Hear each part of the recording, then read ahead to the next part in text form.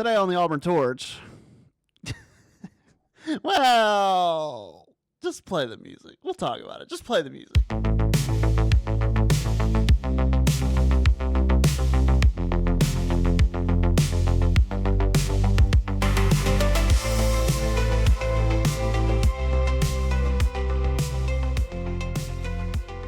Well, that happened.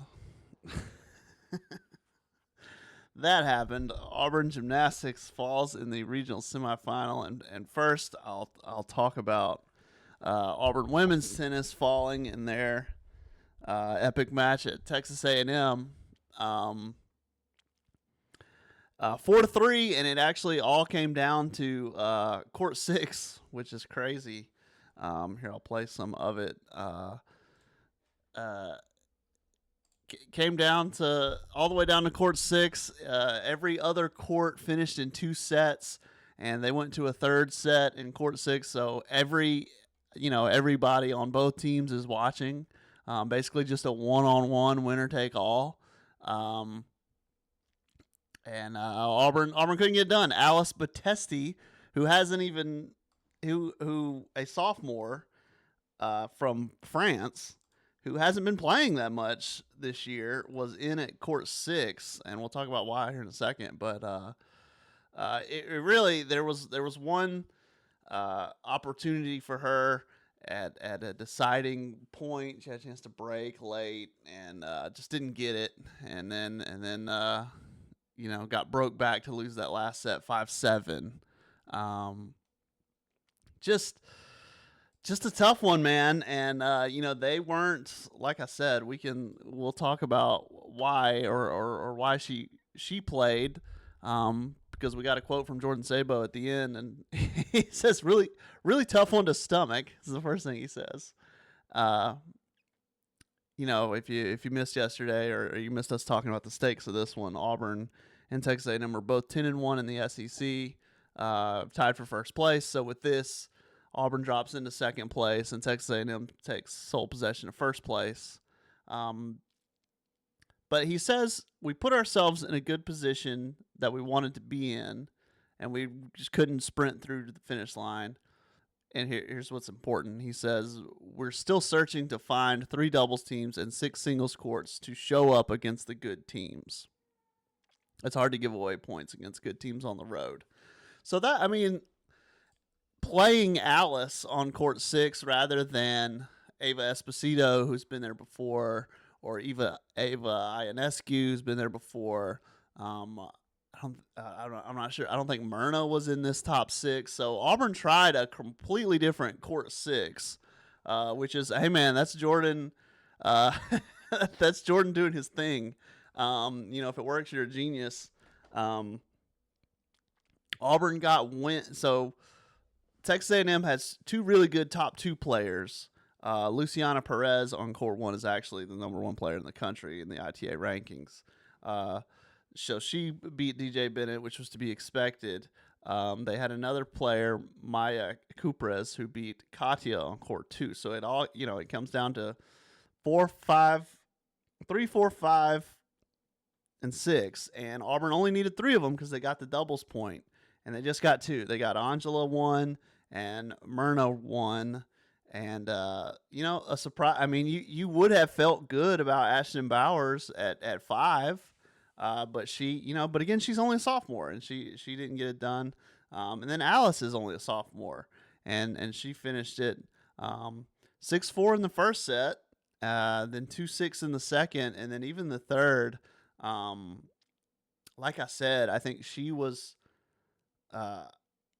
Maybe she got broke. I think maybe she was trailing 4-5 with the serve, and it was all on my Twitter. You can see exactly how it went down there. I don't have it offhand this morning, but tough loss, man. Tough loss for them.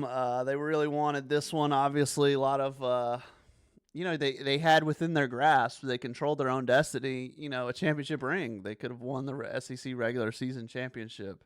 So now they've got to repack. They don't control their own destiny anymore. So you're gonna need help from A&M. To have that, or you just pack up and you think about excuse me.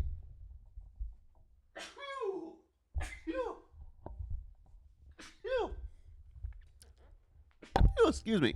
Talk about the SEC tournament. There is an SEC tournament and then an NCAA tournament.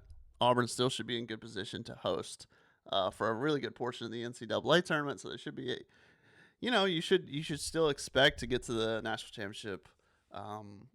You know that group, that final grouping, which will be in Athens. But anyway, just tough. Auburn had its chance here. Really tough that such a big match was on the road, but didn't happen the way they wanted to. And speaking of didn't happen the way they wanted to, that was Auburn gymnastics last night.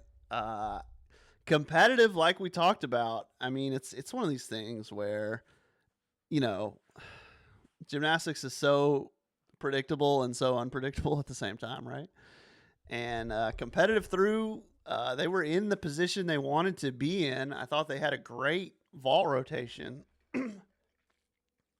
I thought they just survived beam.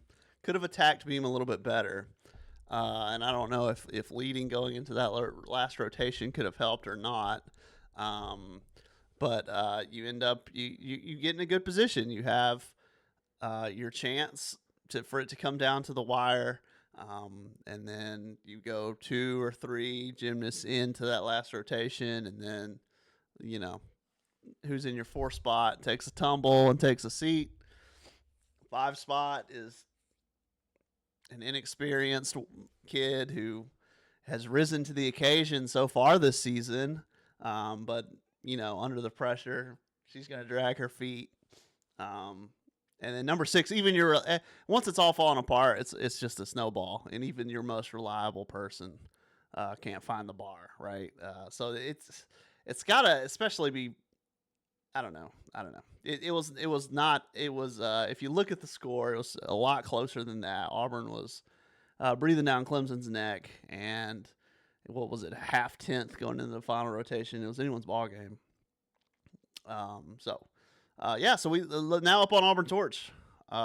We've just got what's next, right? That's what else do you write, right?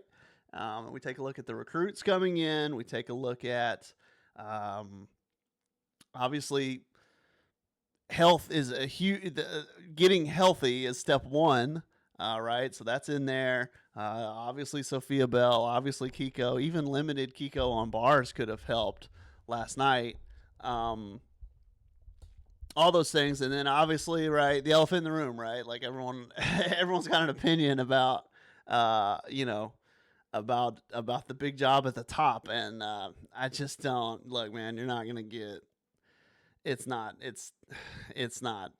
This isn't. I tried to be, in this post, I'll be subjective as the day goes along on here on Torch Talk. On there, I try to be objective. I mean, it does not make sense right now, for anything to change at the tippy top, obviously. But this is how these things go, right? So, your season ends. You're gonna have your post-mortem meeting with administration, right? And they're gonna say, okay, well, how's next year gonna be different? And your head coach is gonna tell them, and then they're gonna either say, well, that sounds great, or, well, we want you to be a little more aggressive than that, or they're going to be, well, we're going to be even more aggressive than that, right? I just, and everyone can say, well, obviously you got to train bars differently next year would be the thought, and that's okay. Well, do you need a different assistant coach to do that, or do you have the personnel to just do a different kind of system? All those are questions that I'm not even right now. I mean, right now when you look at the comments online, it's like, I don't see how. I mean, even objectively, like, this is not. I mean, you would make a change after a season that you've built to. You can't get mad that rebuilding years exist, right? Right? Like, if you had a senior heavy team and you're like, okay, this is the best it's gonna get. This is what we've been working toward. This is what we've been building for. And that's not this year. It's not. Auburn had one senior. this was a year that is building toward the future. This was a year where Auburn's rising stars, Marissa Neal, Sophia Bell, Kiko Jong, were all still underclassmen, right? This was not the build to. This was part of the build. Obviously, where now the roster has to shake up. I mean, it has to shake up a little bit because you have 2 more recruits coming in than you have roster spaces. So some stuff's going to happen. But I don't know, man. I get the frustration for sure. You get it. But I don't know. And then if you want me to get, that's me being objective. If you want me to get subjective, I don't know. No one's asked me yet, but I think Auburn's. I think things could go back to the streak days real fast if Auburn was careless with what it's doing. I think Auburn is in between a rock and a hard place between Georgia and Alabama. I think gymnastics is so difficult to shift the landscape of. I think the perception is so difficult to change between those powers, Georgia and Alabama, and that perception does include judges. I think, holy cow. I mean, I think things could get real ugly real fast for Auburn gymnastics if a reckless decision was made. I will say that. So don't. Don't. Look, let's move on. Let's talk about Anna Davis. Saturday will be at Augusta National. She made the cut. She fired 2 1-under rounds, so 2 under through 36 to make it to the Augusta National Women's Amateur Final Round. 30 people make that cut. I've got a quote. This is from Auburn. Basically she just says the goal is to be able to play at Augusta, so it's always nice to be one of the 30 to get to play there. So this first cut was at a nearby Champions Retreat Golf Club in Evans, Georgia, and now she qualifies to Saturday's final round, which is on the Masters course, right? Which is on the big one. Made the cut by 1 shot. And is in her 3rd career appearance in the final round of this event. So a mainstay at Augusta National. How about that? Anna Davis, that'll be on Saturday. Honestly, I haven't even looked at much of the all sports calendar. Auburn men's tennis also lost to A&M on Thursday. Whole thing. Just a rough day. Let's see. But softball doesn't start its series. It's at Arkansas. It doesn't start till Saturday. Volleyball's at Georgia Tech in an exhibition this weekend. Men's golf is playing at the Mason Rudolph in Tennessee, so they've got, I think, one more. I think they may have a couple more before NCAA champion or SEC championships. Women's golf is pretty much shut down until SEC championships. I think that's where we're at. And then on Sunday, Auburn men's basketball will be playing again. It's just isn't it funny? Like, God, what an NIT can do for you, right? Like if Auburn gymnastics got to go to the NIT, perception would be so different, right? I mean, to Auburn's credit, Auburn men's basketball's credit, they took care of business in the NIT. They did, things got dicey, especially in that first round, and they won. So you have to win there. But it's like, golly, what a good feeling you can get from a consolation. I mean, I guess this is what football is going to miss with the bowl games, about how it used to be. You could win a nice bowl game and feel good going into the offseason, have a warm and fuzzy feeling. But if you make the real dance and you don't make it far, it's tough. Hey, man, we'll close it. Let's look at the SEC women's tennis standings real quick.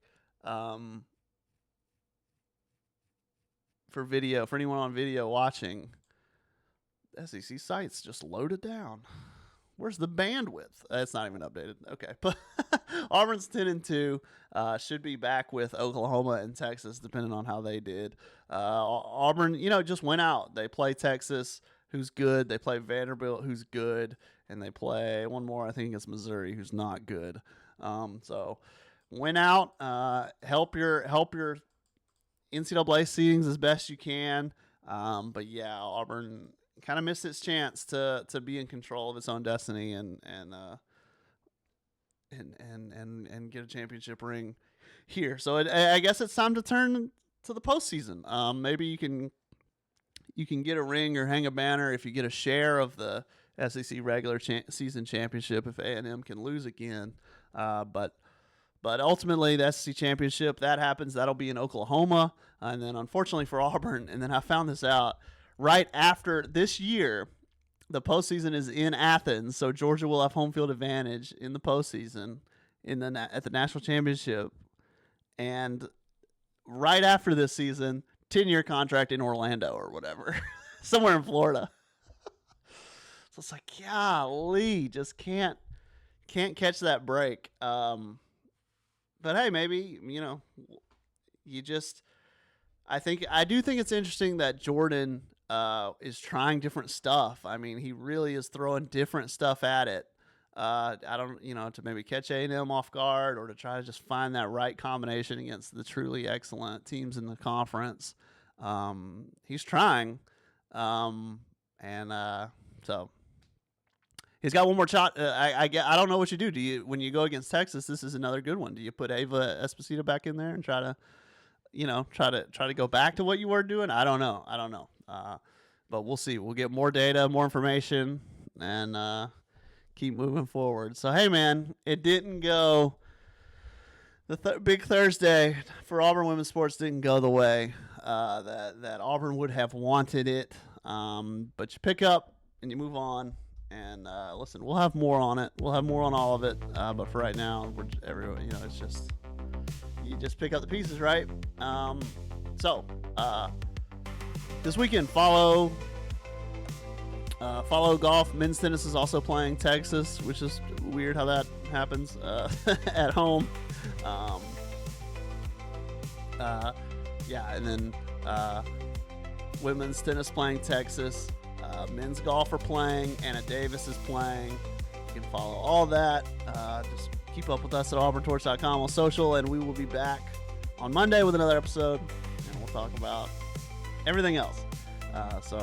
Until then, until Monday, everybody, take care.